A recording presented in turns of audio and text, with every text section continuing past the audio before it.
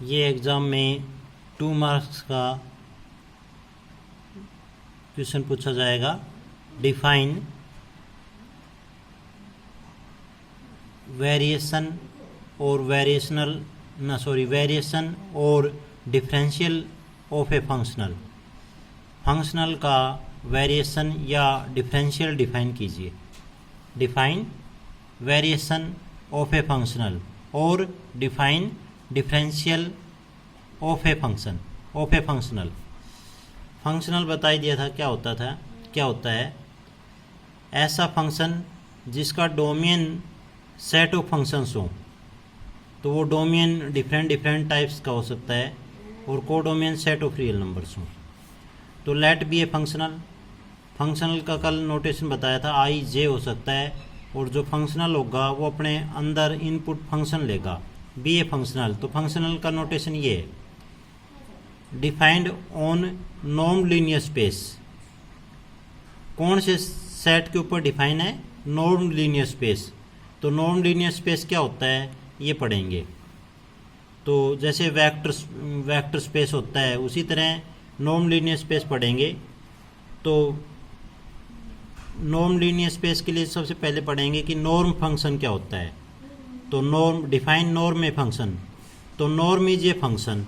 Norm एक function होता है जिसका नोटेशन ये होता है, फ्रॉम वेक्टर स्पेस, ये वेक्टर स्पेस है वी, टू फील्ड एफ या आर, ये यूक्लिडियन नॉर्म हो जाएगा,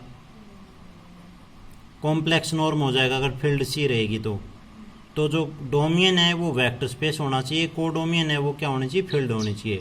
अब ये जो नॉर्म फंक्शन का जो नोटेशन है ये कह रहा है कि 3 प्रॉपर्टी सेटिस्फाई करे।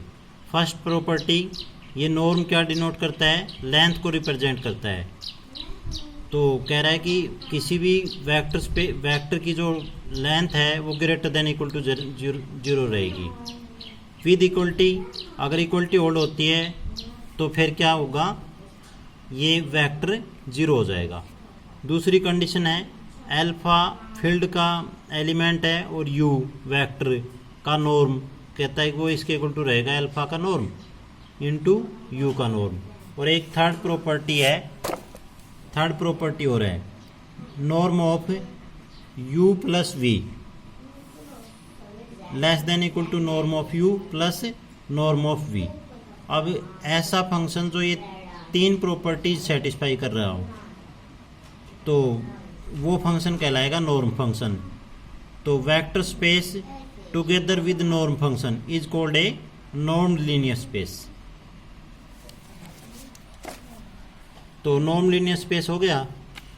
अब ये वेक्टर, अब ऐसे स्पेस भी है हमारे पास जिसमें वेक्टर ना होके फंक्शंस हैं वी की जगह, तो वो फंक्शनल एनालिसिस पढ़ोगे तब पता चलेगा कि ऐसे हमारे पास नॉर्म लीनियर स्पेस हैं जिनमें जो स्पेस है वो फंक्शंस का बना हुआ होता है। तो कह रहा है कि ये फंक्शनल नॉर्म लीनियर स्पेस के ऊपर डिफाइन है। तो वेरिएशन किस तरह डिफाइन करते थे हम? जैसे रियल लाइन पे किसी फंक्शन का, मान लीजिए हमारे पास फंक्शन होता था y equal to f of x, तो x में small increment x plus del x किया तो y में फिर क्या इंक्रीमेंट होता था? y plus del y। तो फिर वेरिएशन क्या होगा? तो सेकेंड इक्वेशन में से फर्स्ट सब्ट्रैक्ट कर देंगे तो डेल y इक्वल टू ये वेरिएशन होगा। ये वेरिएशन किस में बोला जाएगा?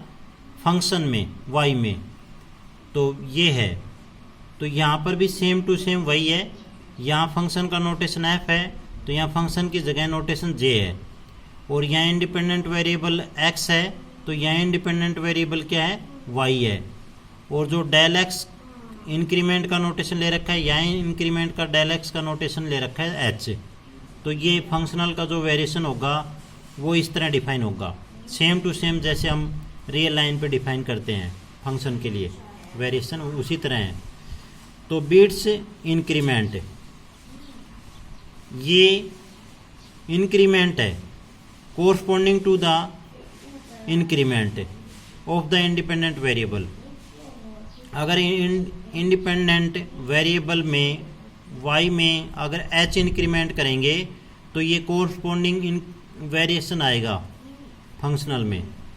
If y is fixed, y को अगर फिक्स कर दें, y मान लो फिक्स कर दिया, तो फिर x में y किसका फंक्शन है, x का, तो x में इंक्रीमेंट किया x प्लस डेल x, तो इधर राइट में कोई फ़र्क नहीं पड़ेगा, तो फिर डेल y क्या आएगा, 0। तो कह रहा है कि अगर y फिक्स है तो is a functional of h, ये किसका फंक्शनल होगा, h का होगा। And is non linear functional in general, ये अगर y को फिक्स कर दिया जाए, हाँ, तो y मान लीजिए फिक्स है, y इक्वल टू सी है, तो फिर y जो फंक्शनल है जे वाई वो इक्वल, y अगर फिक्स है c, तो ये c प्लस एच और y c है, तो फिर c से c कैंसिल हो जाएगा, तो h ही बचेगा फिर ये, तो इज ये functional of h। And is कह रहा है कि जर्नल ये नॉन लीनियर फंक्शनल होगा, मतलब h की हायर पावर्स होंगी। और सपोज दैट जो वेरिएशन है फंक्शनल में, वो कह रहा है कि इस तरह मान लो, phi of H plus epsilon norm of H is a linear functional.